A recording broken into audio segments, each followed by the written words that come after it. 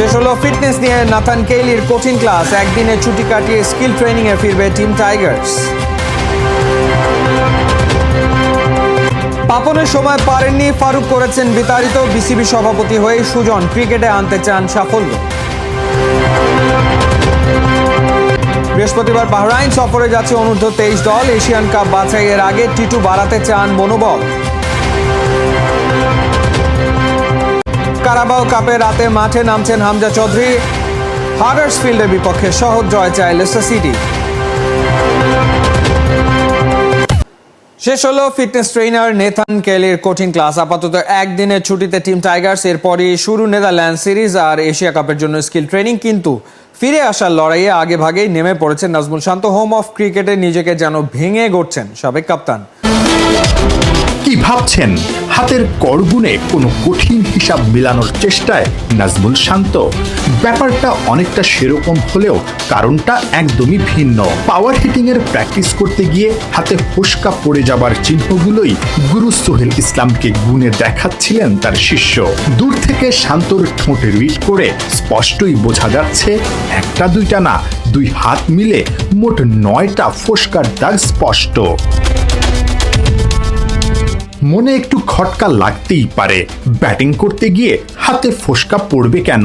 রহস্য ভাঙবে যখন জানবেন আদ্যপান্ত।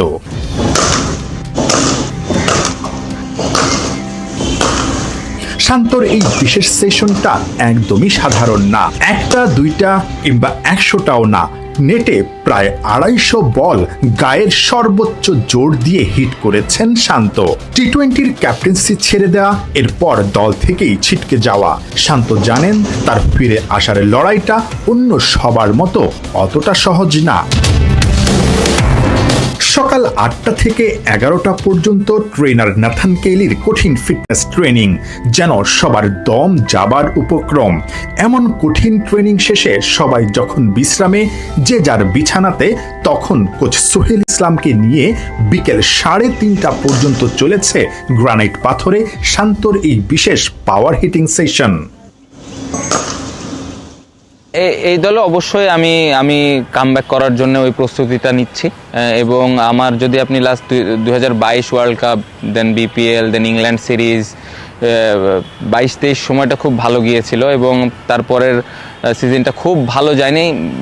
স্ট্রাইক রেটের হিসাব যদি আমরা করি, রানের দিক দিয়ে মোটামুটি রান হচ্ছিল, বড় হয়নি। সো এই জায়গাটাতে আমি চেষ্টা করব যে ইমপ্রুভ করে আমি দলে যেন কামব্যাক করতে পারি। আপনি যেটা বললেন, সামনে বেশ কিছু খেলা আছে, যেখানে অপরচুনিটি যদি দলে জায়গা না হয়, সেই ক্ষেত্রে ডোমেস্টিক যে টুর্নামেন্টগুলো আছে, বিপিএল আছে, দেন এনসিএল, টি20 আছে, যদি এই টুর্নামেন্টগুলোতে আমি পারফর্ম করতে পারি এবং যে জায়গায় আমার ল্যাকিংস আছে সেই জায়গাগুলোতে আমি ঠিক করতে পারি, তাহলে আমার মনে হয় যে দলে সিলেক্টররা যদি আবার মনে করেন তাহলে আবার কামব্যাক করার সুযোগ আছে। বাট এটা আপ টু সিলেক্টর। বাট আমার কাজ হলো অ্যাজ এ ক্রিকেটার হিসেবে আমি ডেলি কীভাবে পারফর্ম করতে পারি, যেখানে অপরচুনিটি পাচ্ছি ওইখানে আমি পারফর্ম করতে পারি কিনা। সো ওটাই মূল লক্ষ্য এবং ওটার জন্যই প্রিপারেশন নিচ্ছি এই মুহূর্তে। সাবেক সভাপতি ফারুক আহমেদ যেই বোর্ড থেকে বের হয়ে যেতে বলেছিলেন, সেই ক্রিকেট বোর্ডের প্রেসিডেন্ট হয়ে ফিরতে চান খালেদ মাহমুদ সুজন। তার মতে, সভাপতি চেয়ারে না বসলে ক্রিকেটের উন্নয়নে কাজ করা মুশকিল। পাপনের সময় কেন অবকাঠামো তৈরি করতে ব্যর্থ হয়েছিলেন, সেই ব্যাখ্যাও দিয়েছেন সাবেক এই অধিনায়ক। বাংলার ক্রিকেটের সবচেয়ে বড় সাফল্য যুব বিশ্বকাপ জয়। বিশাল ওই অর্জনের মাস্টার মাইন্ড ছিলেন খালেদ মাহমুদ সুজন। 20-এর বিশ্বকাপের আগে বছর দেড়েক ধরে দারুণ ছকে আকবরদের তৈরি করেছিলেন সে সময়ের গেম ডেভেলপমেন্ট চেয়ারম্যান সুজন। একটা বিশ্বকাপ জয়, 23-এ যুব এশিয়া কাপের ট্রফি, 24-এও এশিয়া সেরা হওয়া দলটাও তার গড়াই। সাফল্যের বিচারে বলাই যায় বিসিবির ইতিহাসের সবচেয়ে সফল পরিচালক খালেদ মাহমুদ। অথচ গেল বছর ফারুক আহমেদ সভাপতির চেয়ারে বসেই নাকি সুজনকে পদত্যাগ করতে বাধ্য করেন। বছর খানেক ধরে বিসিবির বাইরে। সামনে নির্বাচনে কি দেখা যাবে সাবেক এই অধিনায়ককে? আমি যদি প্রেসিডেন্ট হতে পারি তাহলে আমি যাবো। প্রেসিডেন্ট হলে আমি কাজ করতে পারবো, আমি জানি, এবং আমি কাজ করবো, আমি সবাইকে নিয়ে কাজ করবো। আমি আমার প্রেজেন্টেশন দিই, আমি বলি যে এটা করলে ভালো হবে, কিন্তু প্রেসিডেন্ট স্যার বলে না, করতে পারবো না, বা হয় না, বা কোনো না কোনোভাবে হয় না, তাহলে আমি এখানে গিয়ে লাভটা কি? আপনি যদি ফ্রিডম নিয়ে কাজ করতে দেন, যে হ্যাঁ গেম ডেভেলপমেন্টের সব ডিসিশন আমি নেব, এবং মানে ডিসিশন মানে কি, আমি সব কিছু, আমার স্ট্রাকচার লাগলে আমি স্ট্রাকচার বানানোর মতো রাইট রাখবো, আমার বিসিবি সেটা আমাকে পারমিট করবে, তাহলে আমি বলতে পারি আমি যাইতে রাজি আছি।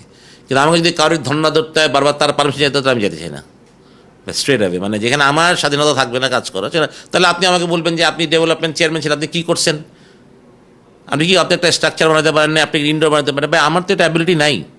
একটা পুরো প্রেজেন্টেশন রেডি করেছিলাম যে এই ইনডোরগুলোতে, যে কারণ আমি দেখতাম আমাকে সাইফুদ্দিন বলতো স্যার ফেনী গেলে একটা উইকেট প্র্যাকটিস করার জায়গা নাই, সাতক্ষীরায় যখন সোমবলা যাইতো সেম কথা হইতো, আপনার দিনাজপুরে লিটনরা যখন হয় সেম কথা হয়। তো আমার কথা হচ্ছে যে আমার ন্যাশনাল প্লেয়ারের পাইপলাইন যেখানে, সেখানে যদি আমার একটা ইনডোর থাকবে, এটা কী ধরনের কথা বিসিবির? আপনি ইন্ডিয়াতে যান, ইন্ডিয়া ক্রিকেট সাকসেস হওয়ার পিছনে অনেক কাহিনী আছে। আপনি গুয়াহাটিতে বাংলাদেশের লাস্ট ওয়ার্ল্ড কাপের আমাদের যখন আমরা টি-টোয়েন্টি খেলাম, তো ওই গুয়াহাটিতে আপনি খালি ফ্যাসিলিটিস দেখেন এটা গ্রামের মধ্যে। তা আমরা কি পারছি এগুলো করতে? তা আমরা কিন্তু এখনও সেগুলো করতেছি না। আর আপনি চিন্তা করেন ওয়ার্ল্ড কাপ চ্যাম্পিয়ন হবেন। দেশে অনুশীলন ক্যাম্প শেষ করে এশিয়ান কাপ বাছাইয়ের প্রস্তুতি নিতে অনূর্ধ্ব-23 ফুটবল দল বৃহস্পতিবার বাহরাইন যাচ্ছে। সেখানেই পুরো স্কোয়াডকে একসাথে পাওয়া যাবে। কোচ বলছেন লক্ষ্যটাও তারপরই স্থির করা হবে। বিস্তারিত।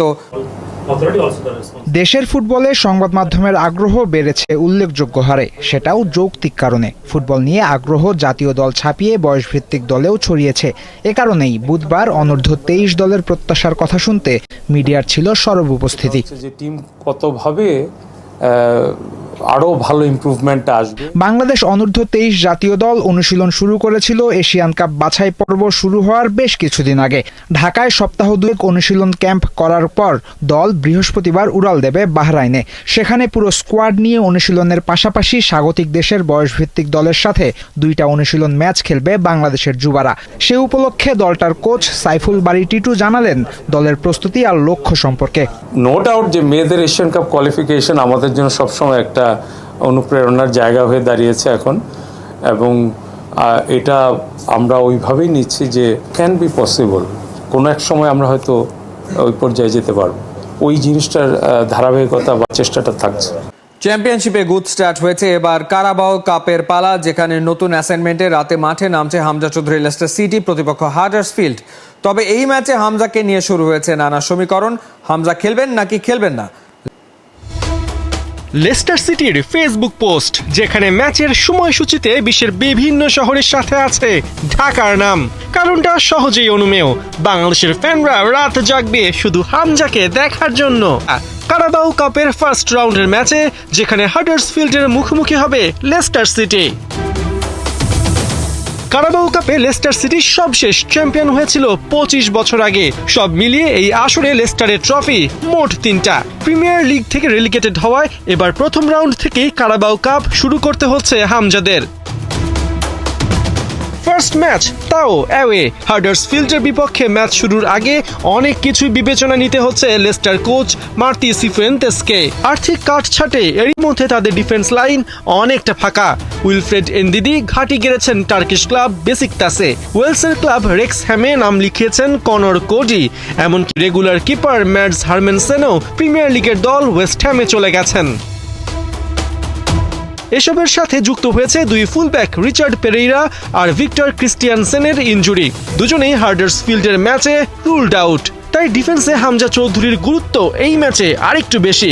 তবে স্টার্টিং 11-এ সুযোগ পাবেন কিনা তা নিয়েও আছে সংশয়। কেননা চ্যাম্পিয়নশিপের ফার্স্ট ম্যাচে শেফিল্ড ওয়েনেসডের বিপক্ষে রাইট ব্যাক জাস্টিন এবং সেন্টার ব্যাক ওকলি ও ওয়েস্টারগার্ড 3 জনেই দারুণ পারফর্ম করেছেন। ম্যাচে প্রত্যেকের রেটিংয়ে ছিল 7-এর ওপর।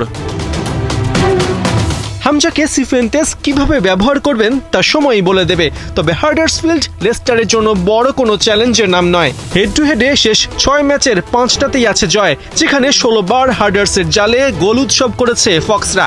তাছাড়া প্রি সিজনে 5 ম্যাচ জিতেছে লেস্টার সিটি। চ্যাম্পিয়নশিপেও শেফিল্ড ওয়েনেসডে বিপক্ষে দারুণ জয় দিয়ে শুরু করেছে মৌসুম।